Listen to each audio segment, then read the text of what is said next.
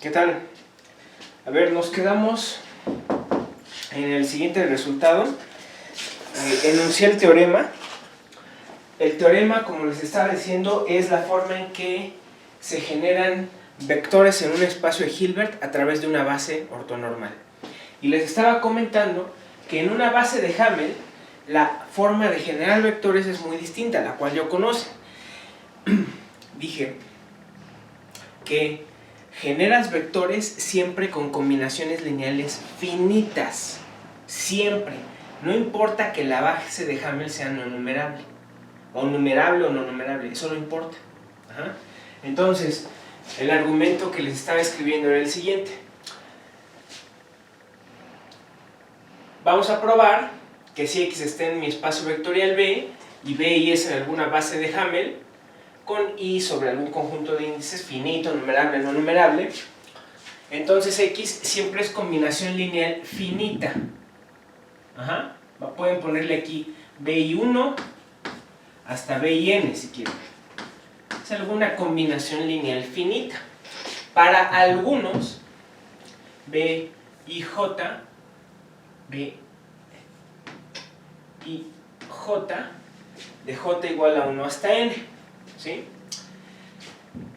Finito.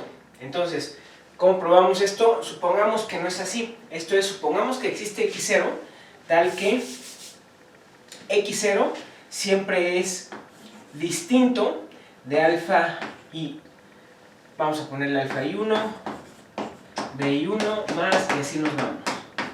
Alfa y N, beta y N. ¿Sí? Para algunos, beta y J. Para algunos, para todos de hecho. O sea, supongamos más bien que no es así, es decir, X0 es distinto de cualquier combinación lineal finita.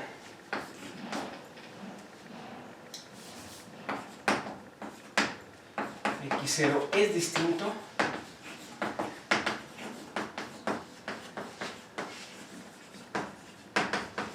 de cualquier combinación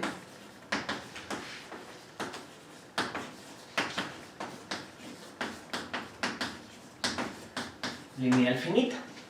¿Sale? Ok, pero ¿eso qué quiere decir?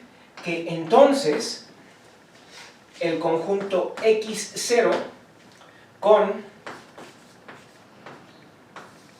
beta I, ¿okay? Con los beta I, junto con los beta I, esto es linealmente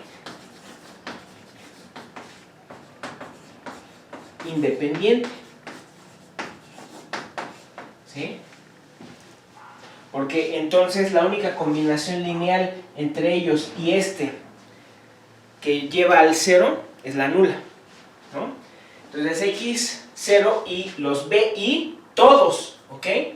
Todos los BIJ, todos los BI, todos, es linealmente independiente. Y esto es una contradicción. Esto es una contradicción, pues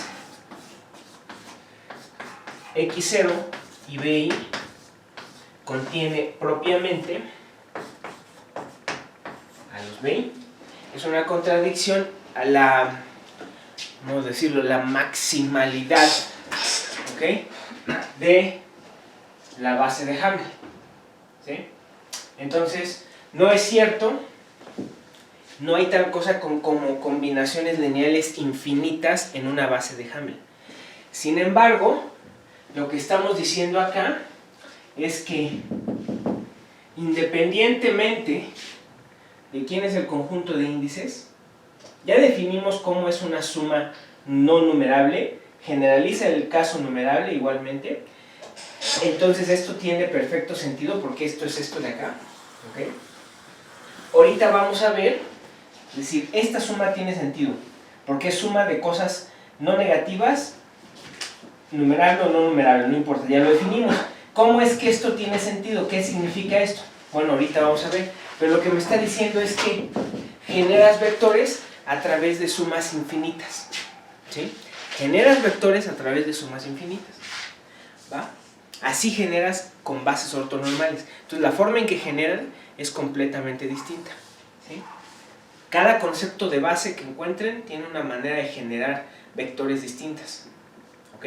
Bueno, vamos a probar el resultado.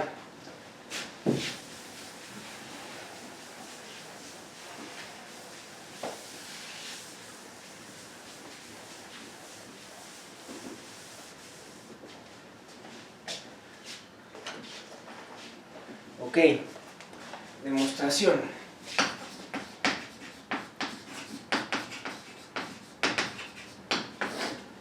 Bien. Por desigualdad de Bessel,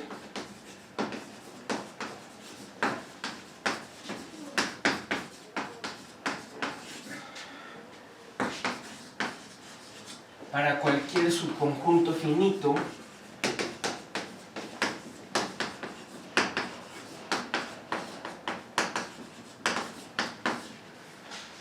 J contenido en el conjunto de índices A, tenemos que la suma, sobre todo los alfa, en esto no es J, es F, vamos a ponerle F más bien, F, de los módulos de X alfa, Y al cuadrado es menor o igual que la norma de Y al cuadrado, ¿sí?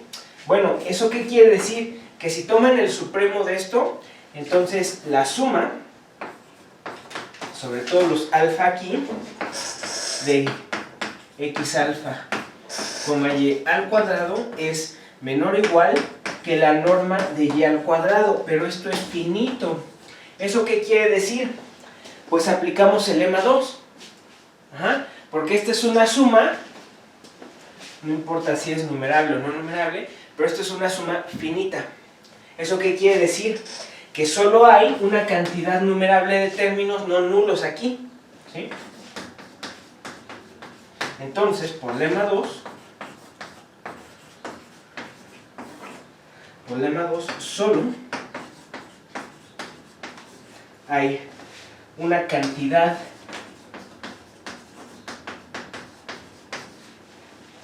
a lo más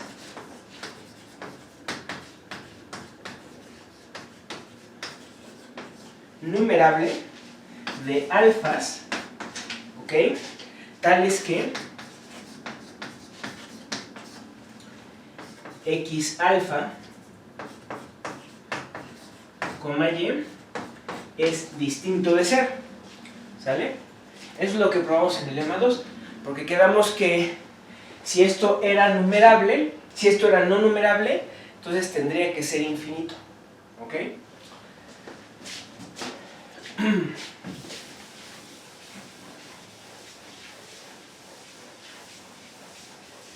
Entonces, si es finito, pues entonces es a lo más numerable, ¿va? Bueno, entonces, sea tal subconjunto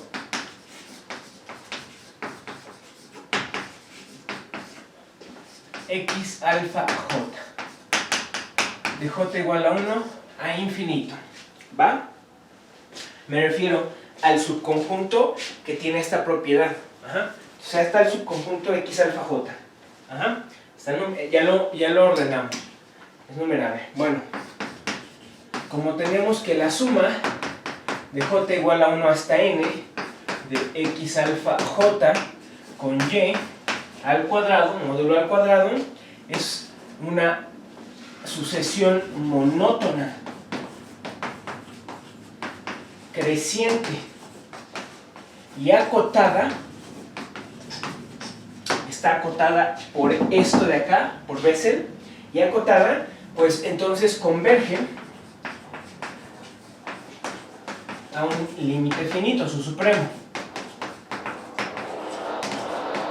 ¿Ok?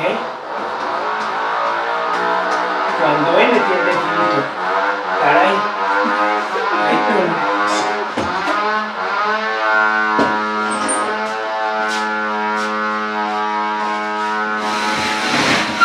Gracias.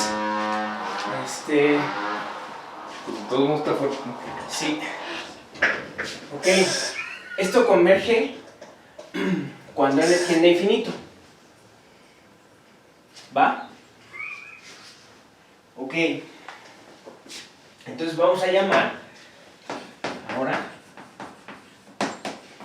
sea yn la suma de j igual a 1 hasta n de las x alfa j, y con x alfa j. ¿Sí? Esto es un elemento del espacio de Hilbert. ¿Va? Y bueno, entonces, para cualquier n estrictamente mayor a m, tenemos que la norma de yn menos ym al cuadrado, esto es igual a la norma de la suma de j igual a m más 1 hasta n de x alfa j, y con x alfa j al cuadrado, y esto ya lo habíamos calculado. Durante la prueba del teorema de Pitágoras vimos que la norma al cuadrado de esto es la suma de j igual a m más 1 hasta n de x alfa j, y módulo al cuadrado. Eso es gracias a que los x alfa j son ortonormales. ¿Ok? Bien, pero ¿esto qué es? Esto de aquí converge. Ajá. Aquí lo tenemos, eso converge. ¿Qué me está diciendo esto?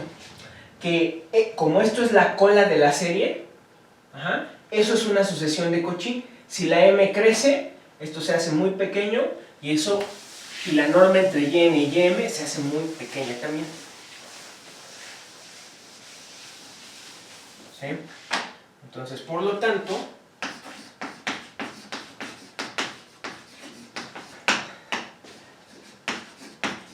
yn es una sucesión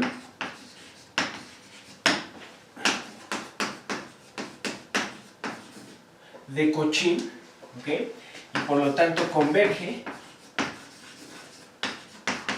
a un elemento,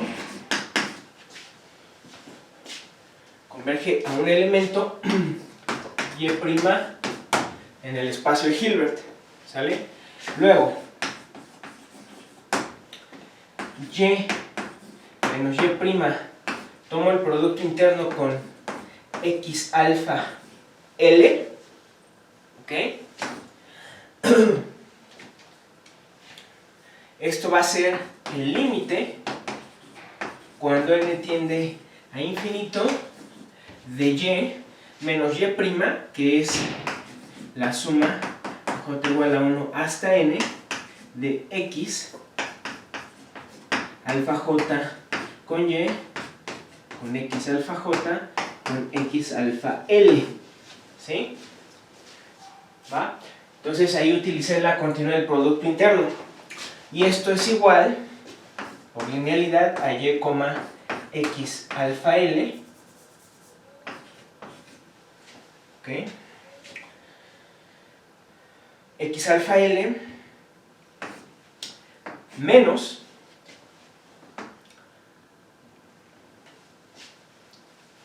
es esta con esta, y luego menos esta de aquí con esta de acá. Pero eso de ahí, por la ortonormalidad, me queda menos x alfa L, y por x alfa L con x alfa L. ¿Sale? Eso es gracias a la ortonormalidad. ¿Va? Bueno, esto es entonces y con x alfa L, y este sale pero conjugado, menos x alfa L, y conjugado. Sale este y lo que queda da 1, ¿sí? Porque es el mismo subíndice. ¿Va? Pero pues esto por lo tanto es 0, ¿no? Bien, y por otro lado,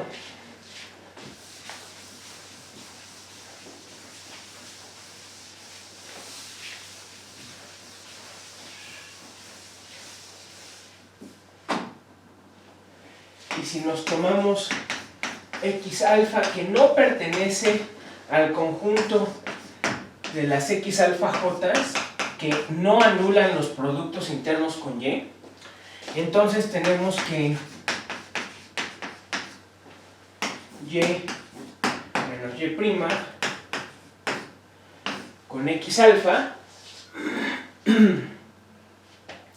eso de ahí es igual a Y con X alfa menos Y' con X alfa, pero esto es cero, porque al no anularse este producto interno, porque, a ver, más bien X alfa no está allá, ¿sí? Si las X alfa no están aquí, esto se anula. Esto es cero y nada más me queda menos la Y' con X alfa. ¿Ok? Pero pues esto de aquí es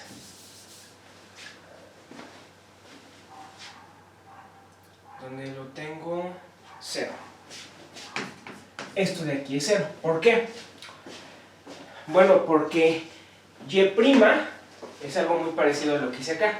Y' se escribe de esta manera, ¿sí? Como límite de esto. Saco el límite y me queda el producto interno de la suma, esta de aquí, esta suma parcial, por los X alfa. Pero esos X alfa, ninguno de ellos está aquí. Eso quiere decir que a la hora de hacer el producto interno con los X alfa, eso se va a anular. Siempre. ¿Ok?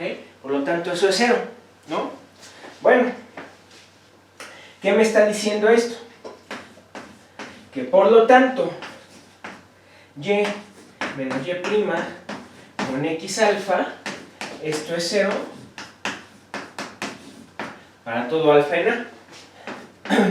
¿Eso qué quiere decir? Que Y es igual a Y'. ¿Ok? ¿Sale? Por lo tanto, tengo que Y es igual al límite, cuando n tiende a infinito, de la suma de j igual a 1 hasta n de x alfa j, y de x alfa j. ¿Sale? Entonces, aquí mucho cuidado. En este paso de aquí, utilicé la ortonormalidad de la base. Utilicé que es un conjunto ortonormal maximal, ¿no? Porque si ustedes tuvieran, porque es maximal, aquí estoy usando la maximalidad, si ustedes tuvieran otro vector cuyo producto interno lo anula, como es maximal y no está contenida propiamente en ningún otro conjunto linealmente independiente, esto no le debe quedar otra más que ser cero. Eso es la maximalidad de la base, ¿sí? Entonces, por lo tanto, Y es Y', y Y tiene por lo tanto esta forma. Entonces, al inicio del teorema, cuando puse es que Y es la suma sobre todos esos alfa, que dices, bueno, si alfa no es numerable, ¿cómo entiendes esa suma? Y ahí es suma de vectores. Igual, así, porque resulta, como lo mostramos hace un momento, que de todos esos alfa, solamente una cantidad a lo más numerable es no nula. Entonces, todas esas sumas son o finitas o numerables, siempre. Finitas o numerables. ¿Ok? En general son numerables. Por ejemplo, tienen el caso de la base Fourier y Alonso les va a dar el caso de los polinomios de Legendre. ¿Va? ¿Ok? Son numerables, ¿sí? Son bases de L2 sobre ciertos subconjuntos, sobre ciertos intervalos, ¿va? Entonces, siempre son a lo más numerables, ¿va? Bueno, lo único que nos falta es la fórmula para la norma, que en sí, si se acuerdan, ya lo había mencionado, tiene que ver con el teorema de Pitágoras. Quedamos que el teorema de Pitágoras me dice qué tan... el teorema de Pitágoras me describía la norma al cuadrado en términos de dos sumandos. Uno, que se aproximaba a la forma que escribí al principio en el teorema y otro era el resto. Entonces, el teorema de Pitágoras te mide de cierta manera qué tan cerca está tu conjunto ortonormal de ser base. Entre más pequeño sea el resto, pues más cerca estás de que ese conjunto sea base. Ese es el chiste del resultado. Carajo. Entonces, por Pitágoras,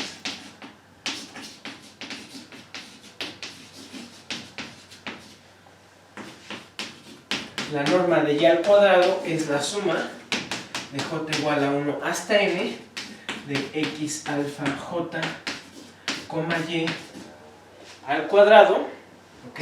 Más la norma de y menos la suma de j igual a 1 hasta n de x alfa j, y con x alfa j al cuadrado. ¿Sale? Eso es Pitágoras. Y Pitágoras se aplica para cualquier subconjunto finito de la base ortonormal, porque se aplicaba para conjuntos ortonormales finitos. ¿Sí? Pues tenemos esto para cualquier n. ¿Va? Pues tomando el límite, usando la continuidad de la norma, obtenemos, usando la continuidad de la norma y este resultado de acá, obtenemos que la norma de y al cuadrado es igual a la suma de j igual a 1 a infinito de los módulos de x alfa j, y al cuadrado, y esto resulta ser lo mismo que la suma sobre alfa en a de x alfa, y al cuadrado. ¿Por qué? Simplemente porque solamente una cantidad a lo más numerable es distinta de cero. ¿Va? Ahí está el teorema. Y esto de aquí se llama la identidad de Parseval. Identidad de Parseval. Muy buena porque te dice cuándo es que algo es base. Ajá.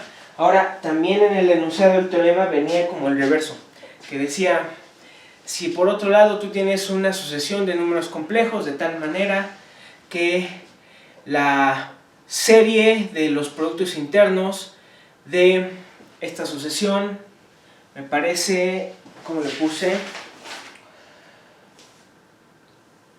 Así es, si la serie del módulo al cuadrado de estos números complejos es finita, entonces la serie de esos números complejos por elementos de la base ortonormal, o sea, la combinación lineal de eso, nada más que infinita o numerable, no numerable, lo que sea, eso también converge. La prueba está hecha aquí, al mismo tiempo, ¿sale? La prueba la hice durante esta misma, por eso es que no la hago, ¿va?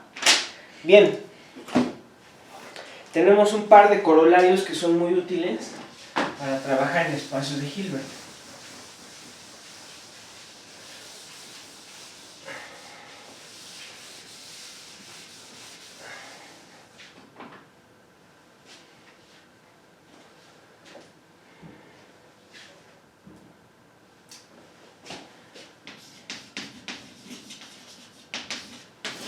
Corolario 1.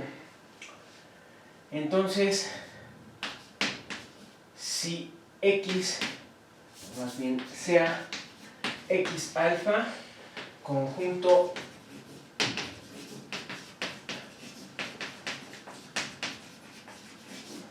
ortonormal, entonces X alfa es base si y solo si la norma de y al cuadrado es igual a la suma de todos los alfa en a de x alfa, y al cuadrado para toda y que pertenece a h, que realmente es nada más una reformulación del resultado anterior. ¿Sí? ¿Ok? ¿Va? Luego, corolario 2 X alfa en A contenida en H es base ortonormal si y solo si el span de los X alfa, el span de este conjunto es denso en H. ¿Sí? Para probarlo usan este y el hecho pues de que eso me está diciendo que la norma de y al cuadrado pues le estás escribiendo como sucesión de elementos, o más bien, ¿dónde lo tengo? Bueno, ya lo era esta, ¿no? Y es igual a la suma de los productos internos de X alfa Y con X alfa.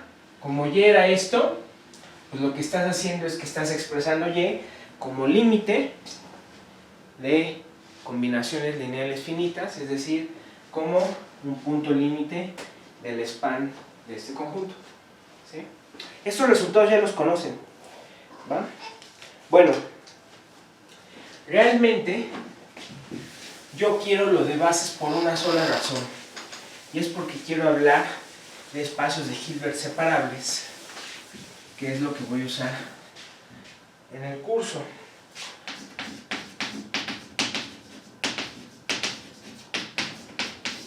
Definición 7. Un espacio métrico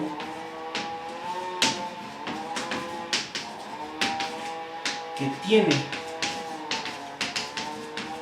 un subconjunto denso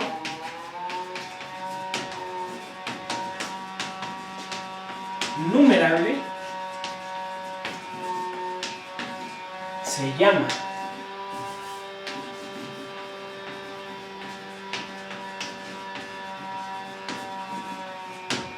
separable. ¿Ok?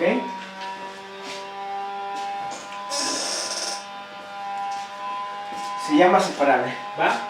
También ya lo conocen. Bueno, teorema 8.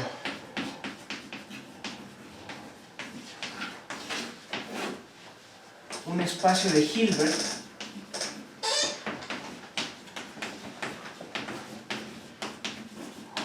H es separable si y solo si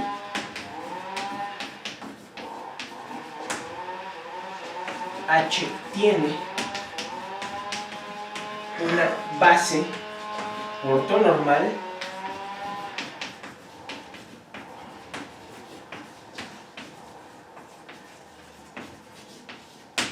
numerable.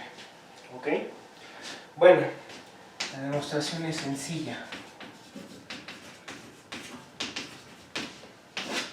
Demostración. Entrada, la ida.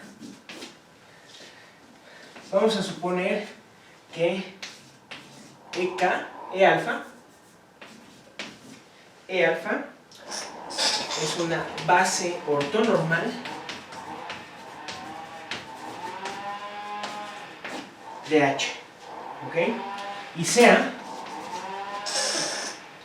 entonces xn denso numerable.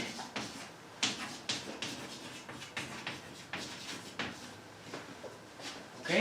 Entonces, suponemos que es separable, o sea, hay un conjunto denso numerable y queremos ver la cardinalidad de la base. Entonces, por eso nos agarramos nuestro base ortonormal. ¿Va?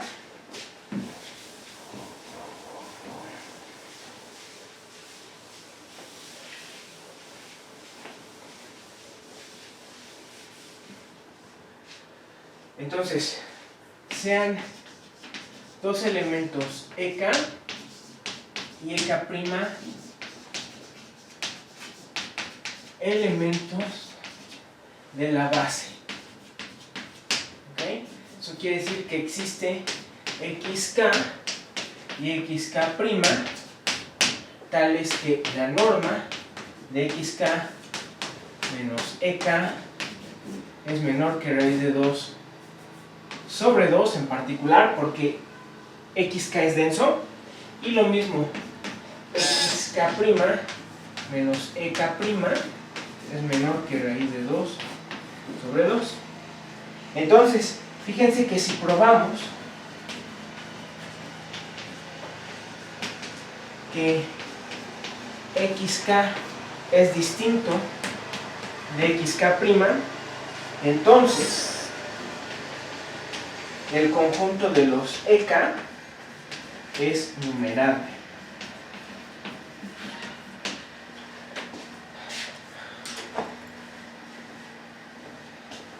¿Por qué? ¿Qué estás haciendo? Si tienes aquí el conjunto de los EK, aquí tienes EK y EK', y aquí tienes el conjunto denso numerable. Si ocurriera que la aproximación de EK es este de acá, estamos construyendo un mapeo, ¿no? A EK le asocias su aproximación XK, ¿sí? Su aproximación con esta propiedad, ¿ok? Y si este otro fuera a la misma aproximación, si tuvieras esta propiedad de este conjunto en este, entonces en principio la cardinalidad de este conjunto tendría que ser mayor que la de este, ¿no? Sin embargo, si estás diciendo no, lo que ocurre es que para cada vez que tú te agarras un EK y un EK' distintos, siempre hay dos. Siempre hay XK y XK'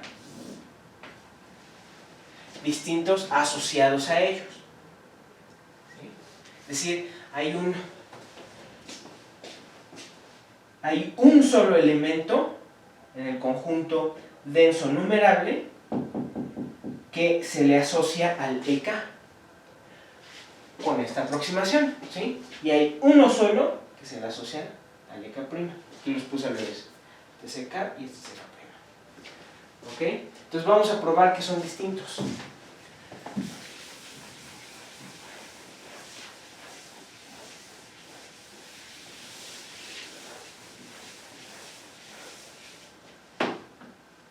sea, lo que estás construyendo es una biyección, ¿no? A fin de cuentas, ¿no?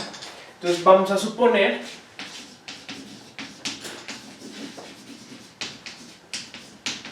que XK es igual a XK'. De ser así, EK menos EK', esto pues es menor o igual que la norma de EK menos XK más